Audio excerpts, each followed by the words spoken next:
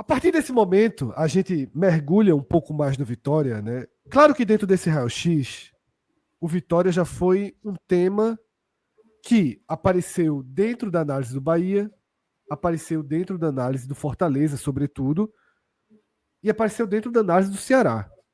O Vitória que faz um jogo, um confronto de 600 pontos contra o Fortaleza na próxima rodada.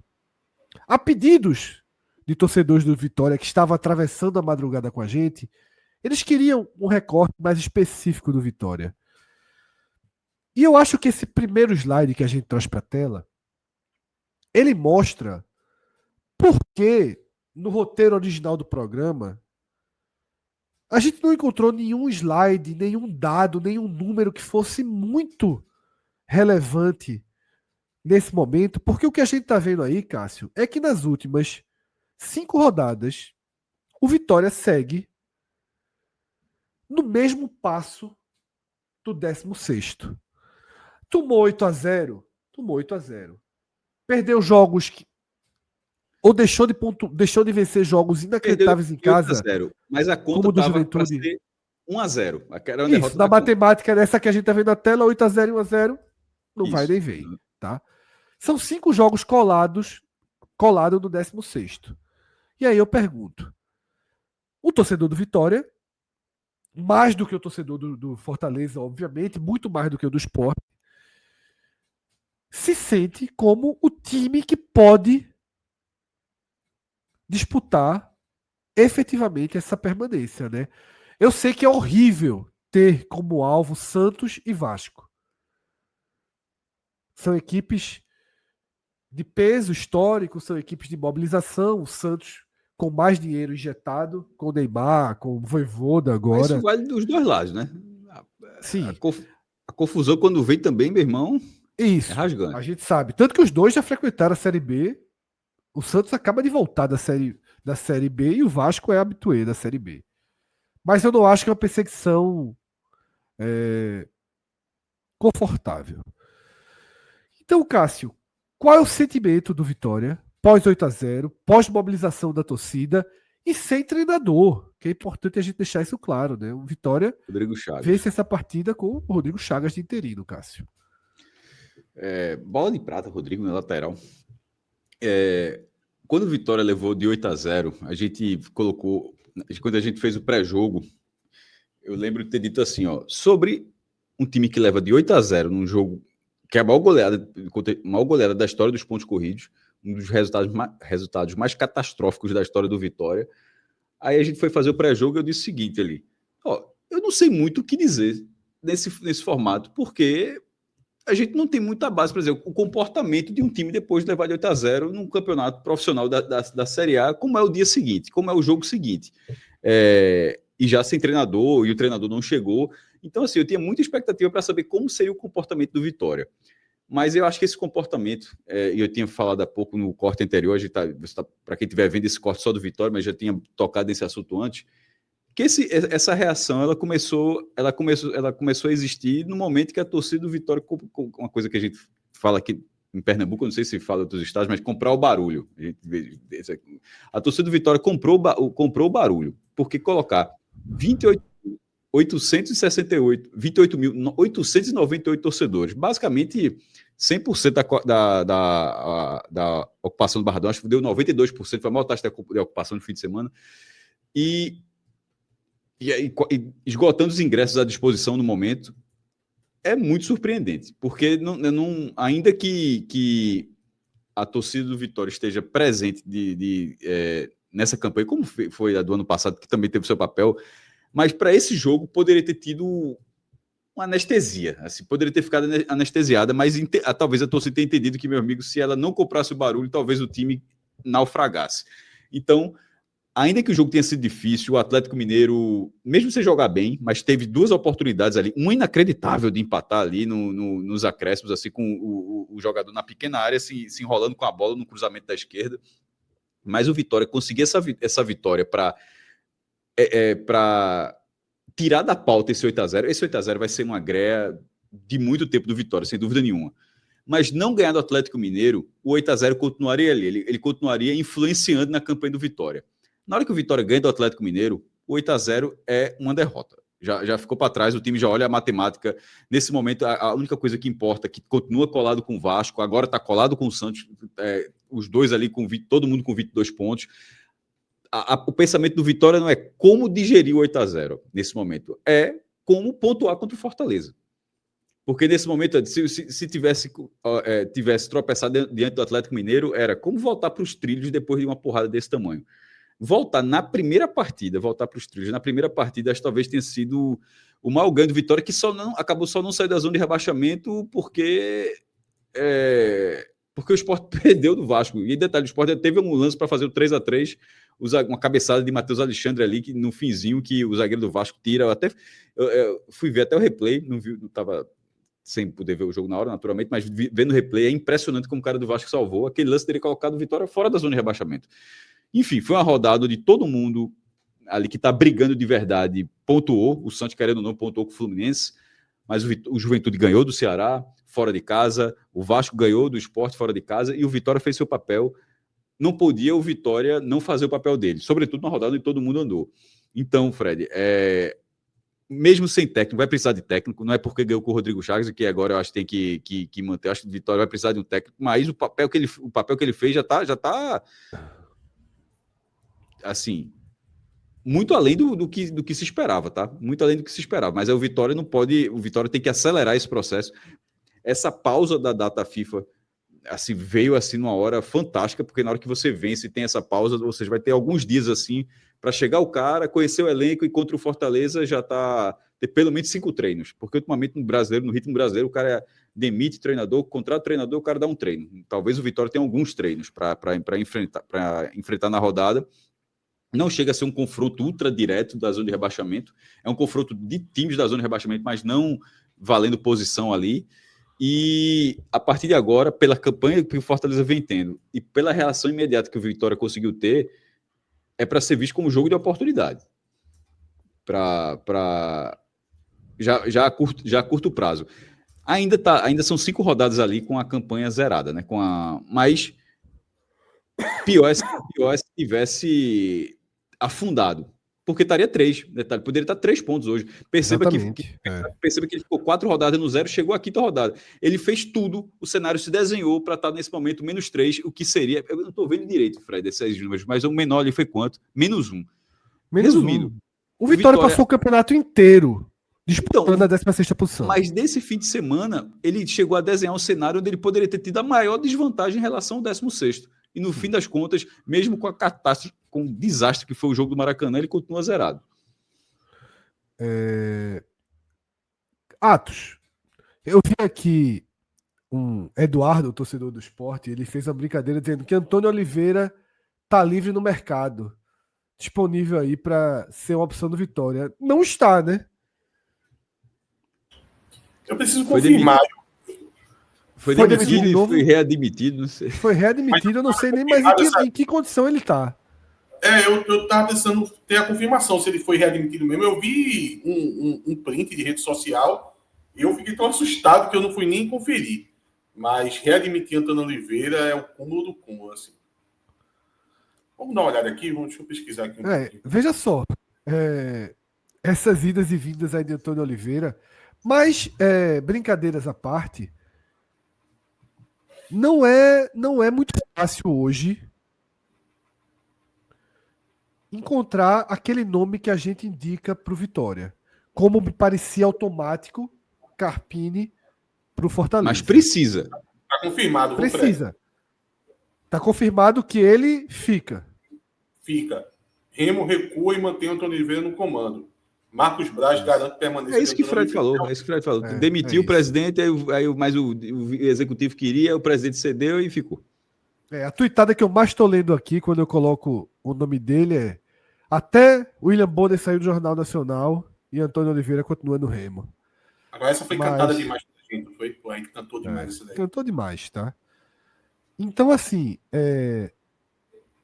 Carpini era muito natural pro Fortaleza. Eu não enxergo um nome natural pro Vitória.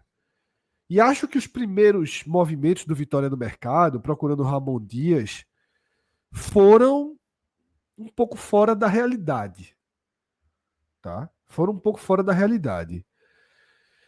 Meu temor é que o Vitória, sinalizando esse primeiro movimento que ele fez, caia numa armadilha parecida do Fortaleza, né? Que eu não sei se o Vitória passou por essa armadilha quando pensou em Carille, que eu nunca tenho certeza se Carille é contratado por grife ou por pragmatismo. Porque eu, Fred, não vejo grife nenhum em Carille. Zero. Eu acho que contratar Carille é a mesma coisa que contratar Jair Ventura, contratar Louser, contratar um treinador, eu acho que é acima de Louser, mas um Jair Ventura, um Mancini, um Daniel Paulista, eu acho um treinador desse degrau, tá? Fred. E até trazer aqui, né, que ele ganhava 800 mil e Ramon 1 milhão. Ramon é mais de 1 milhão, tá? Ramon é mais de 1 milhão. Ramon chega até 1,5 milhão, tá? Pelo que foi falado. Como Atos?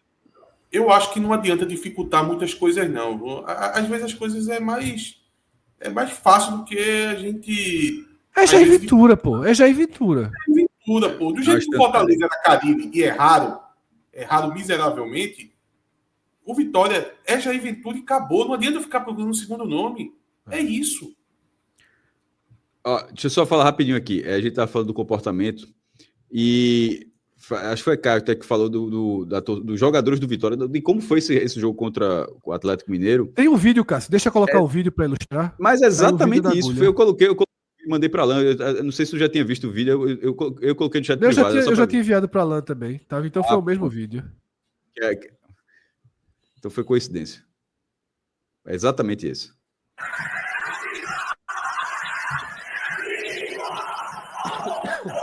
No apito final.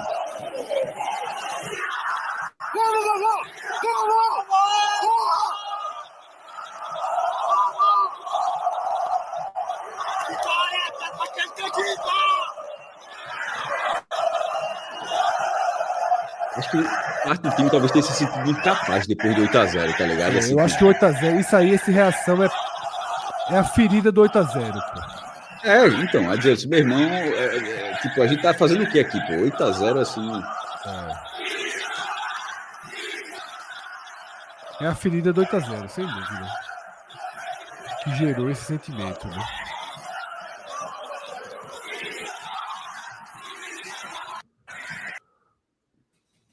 Agora aí, Fred, entra também um ponto que é bem importante, né? Só 2 equipes não venceram como visitante nesse campeonato. O Fortaleza, que é o pior visitante, e o Vitória. E o Vitória vai ter, basicamente, todos os seus adversários diretos, ele jogando como visitante, né? Então, eu já tinha destacado isso aqui no último raio-x, ele pega o Sport fora, pega o Santos, pega o Fortaleza, que é exatamente quando voltar, tem o Grêmio, tem o Vasco.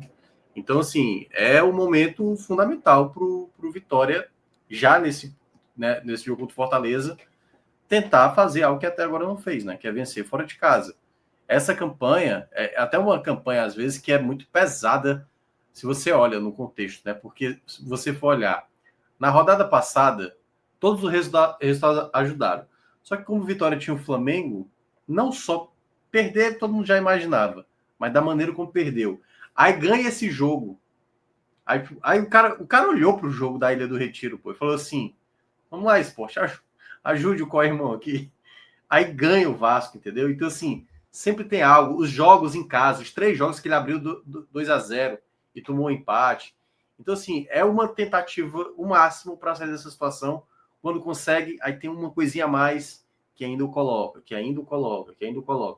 Então, é realmente uma situação onde a equipe do Vitória vai precisar, né? Que aí é exatamente, ó, que eu estava citando, né? Que o Fred trouxe a tela. Era isso, Mioca. Grêmio fora, Vasco fora, Santos fora, Fortaleza fora, Sport fora. Ceará em casa. Ceará em casa, se ele quiser puxar o Ceará, né? É claro que tem alguns times aí que você, por exemplo, se eu ganho do Atlético Mineiro, esse Fluminense pode ser acessível, esse Inter que tá mal pode ser acessível, né? Possibilidades, o próprio Mirassol também pode ser uma situação acessível, mas foi muito importante, viu, Mioca, essa sua observação, porque sim, essa é a tabela que eu odeio ter. Essa é a tabela que eu odeio ter.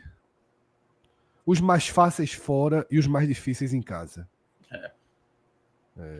Eu até sentencio que foi isso que rebaixou o Sport, né? Antes de qualquer outra coisa, o desenho inicial do Sport na tabela foi esse. O Sport no primeiro turno enfrentou todos os adversários diretos, exceto Fortaleza, fora de casa, e perdeu todos. Essa tabela é boa para quem disputa lá em cima, né? Aí é boa. Exato. Tá, então, é um tipo de tabela que eu odeio. Eu acho que é um tipo de tabela que gera uma pressão acima do suportável nos jogos em casa. Tá? Agora, é o que Minhoca falou. Às vezes tem atalhos. Às vezes tem atalhos. Tá? Isso. O Santos foi pro Barradão e ganhou do Vitória. O Juventude foi lá e conseguiu o primeiro ponto em cima do Vitória. O Vitória agora tem que tentar devolver nessa galera toda, porque ele perdeu ponto para essa turma aí, né? O Sport tirou ponto, né? O Grêmio tirou ponto. É isso.